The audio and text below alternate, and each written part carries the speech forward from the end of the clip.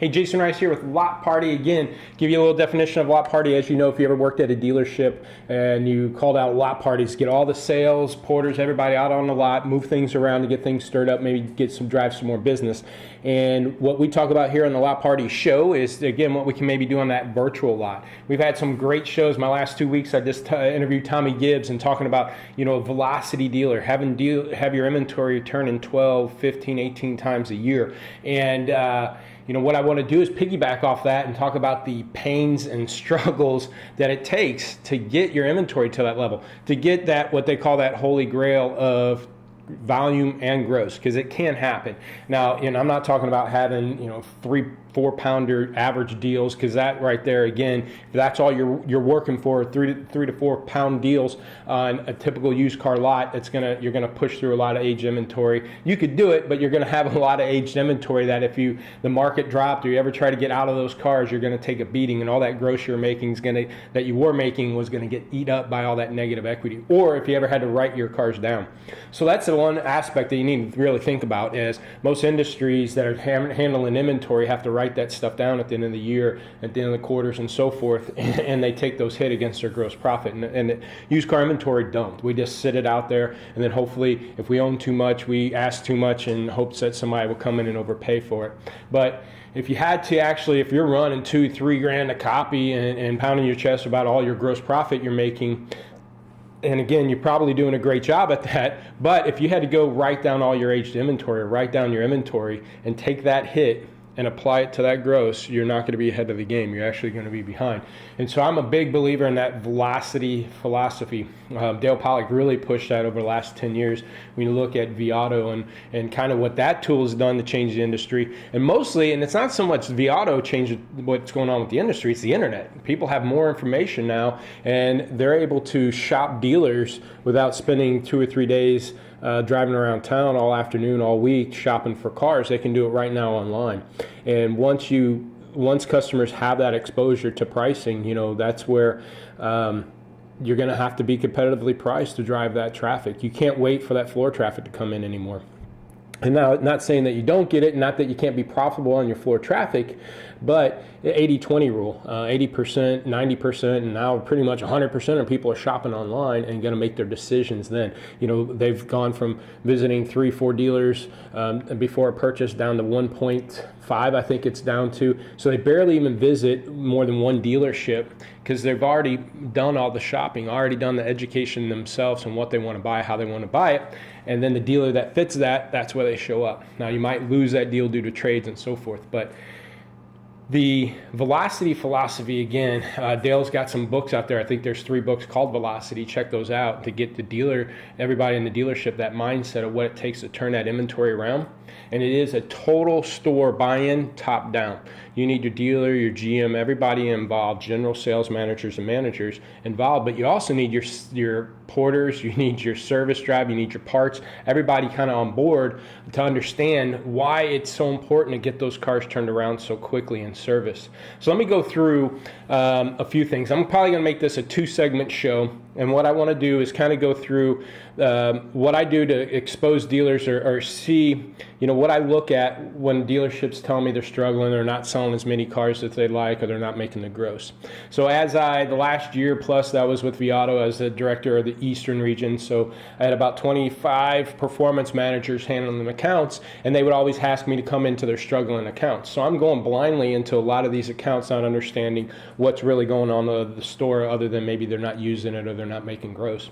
So the first place that I went to and became my crutch, that's exactly what I leaned on to be able to tell where a car's struggling, was I went right into their system and I went into their sold report. Again, this isn't a pitch for Viato, it's just I worked for the company for over 9 years, and I just know the system. So whatever system you're on, this is what you're going to want to do.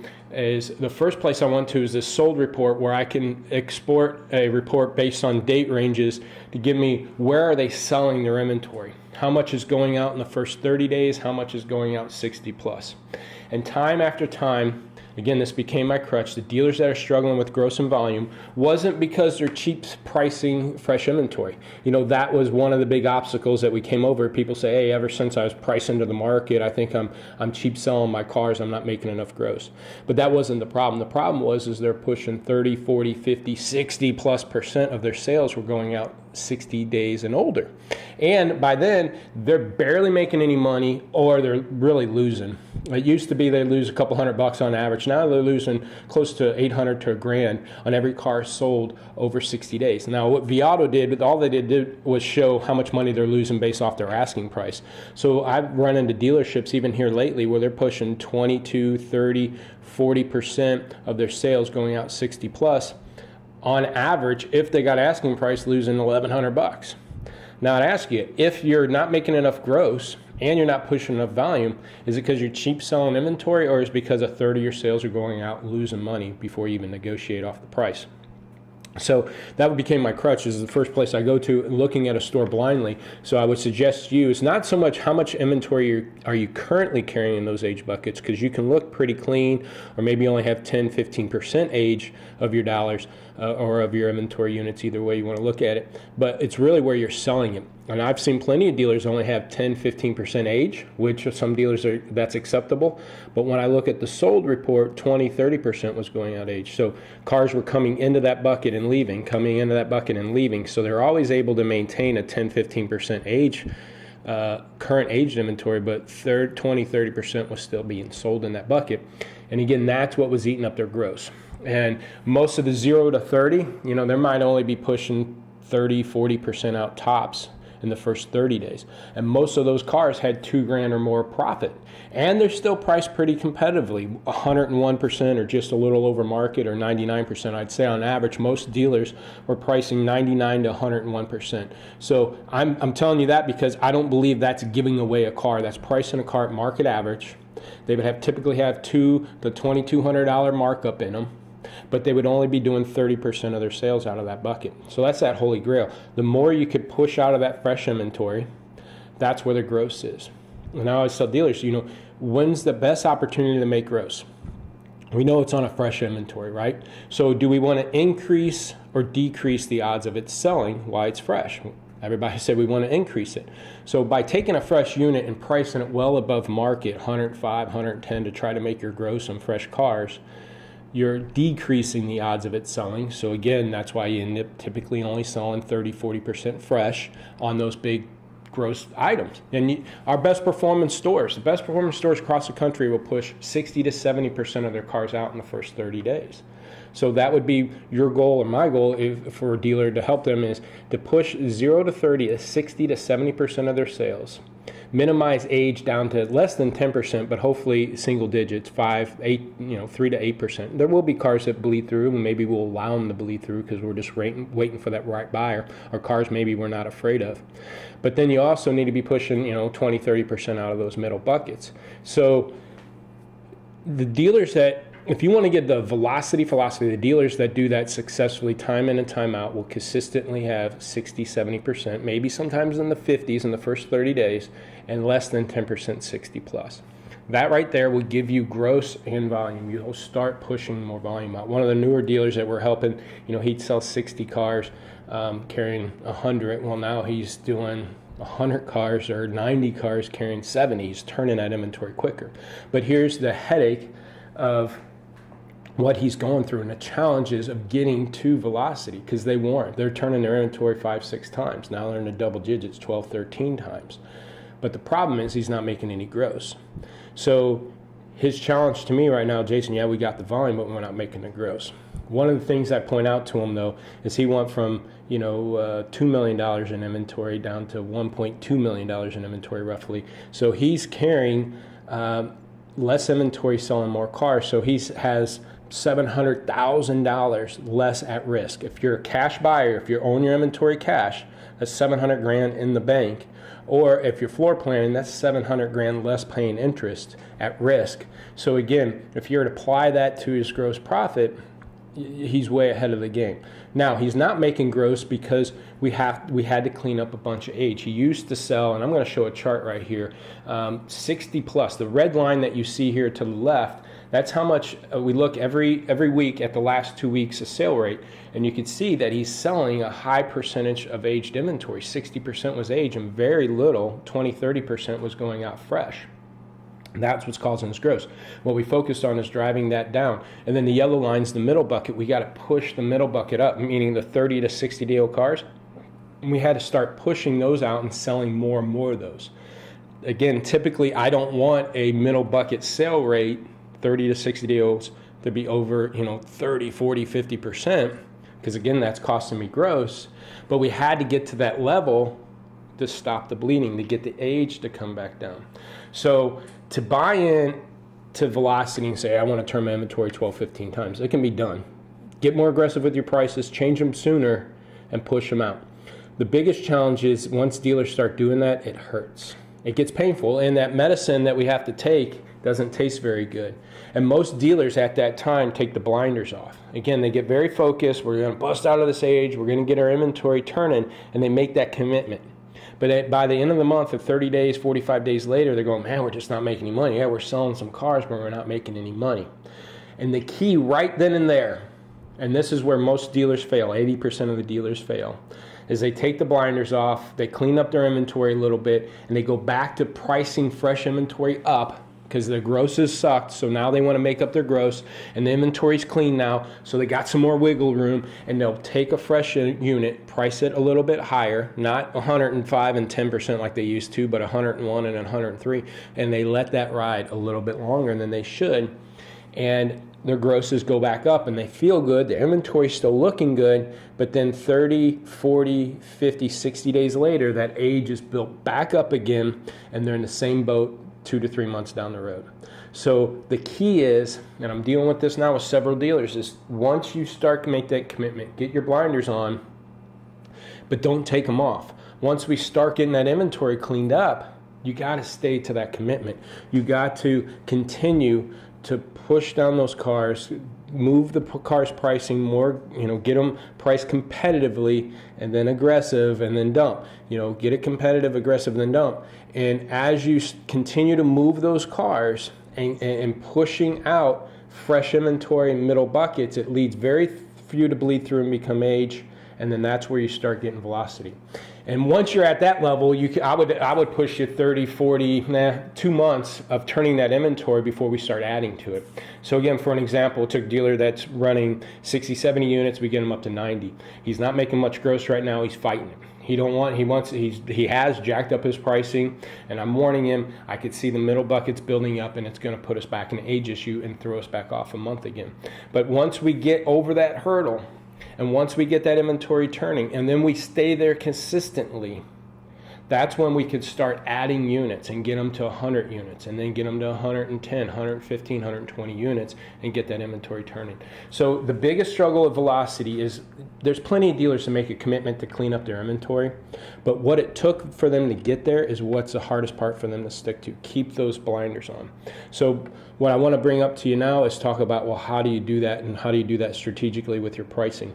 Again, I think you price a car competitively out the gate, anywhere from, let's say, 98 to 100, 101, your first bucket. And again, I'm referencing Viato. They could do age buckets. Most of my dealers will have 0 to 15 days age buckets. And I want that age bucket to be 95, no higher than 100, or 98, no higher than 100. So if I have 30 cars in my first bucket and they're priced at 98% on average, I'm not telling the dealer go in there and price everything below market at 98%. That means that they have some 103s and they have some 95s that average out at 98%. And then every 2 weeks adjust the price. So I'm talking about 4 prices on a car. The initial price, again, 100%. After about 2 weeks of pricing it that way, you drop it about $500. Let's say you go from 21 grand to 20,005. Now you're at 15 days old. 15 to 30, you ride that out. By day 30, you're going from 20,005 to 20 grand. And now you're from 100% to 98%. And then once you hit the 20 grand, now you're down from 98 to 95%. And then by day 30 to day 45, you ride that 95% out. And then you go to 19.5. And that probably drops you at about 93% from day 45 to day 60. If it's not gone by then, you're probably 90% or more. So again, every 2 weeks, you want to drop that price about 100 or 500 bucks, and it'll drop your cars on average about 3%. So you go from 100% to 98 to 95 to 93 to 90. If it's a car I'm afraid of, I'm at 98%, 95, 93, 90. So every 2 to 3 weeks, or actually I say 2 to 3, if it's a fresh unit, it's one of ours, it's a good mover, I might ride that 3 weeks. I might put it at 20 grand and ride that for 21 days for the first 3 weeks and then start hitting it. But you want to drop about 2 to 3% percentage points every 2 weeks. That'll give you 4 prices. The original 15, 30, 45 days should be that between, by the time you price it at day 45, it should be kind of that wholesale value. What can I get at the lane? I'm at 20 grand, I'm going to get 18 at the lane, I'm going to go to 19.5 or 19 grand and get off that car before it goes 60 plus. Stay there consistently. Once you clean that inventory up, don't take the blinders off. Don't go take that breather and say, that was painful. That sucked. We sold some cars, but we got rid of our aged cars, but we're cleaned up now. Let's get back to making, selling cars and making money and jacking our prices up for too long. Stay disciplined in that, and you'll get that velocity going.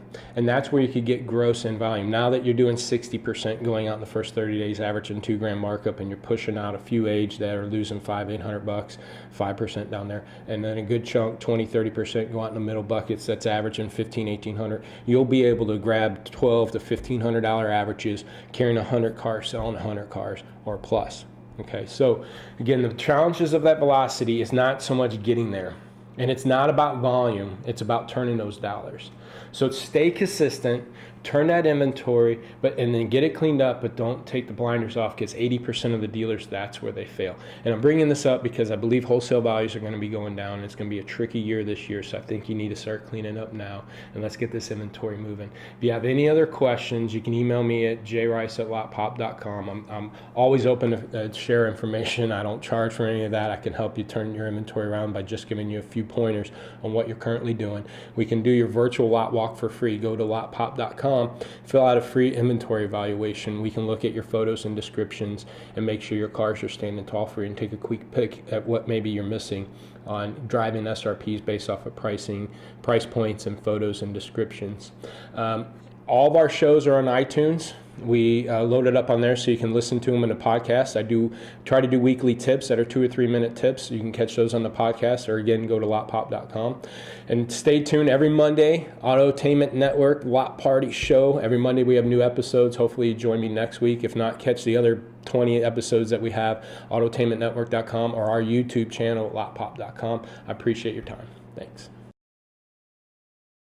Let's talk about branding and marketing our used car inventory, or even our new car inventory. And I'm talking about listing on those sites like AutoTraderCars.com or Car Gurus. I think a lot of dealerships are missing the mark.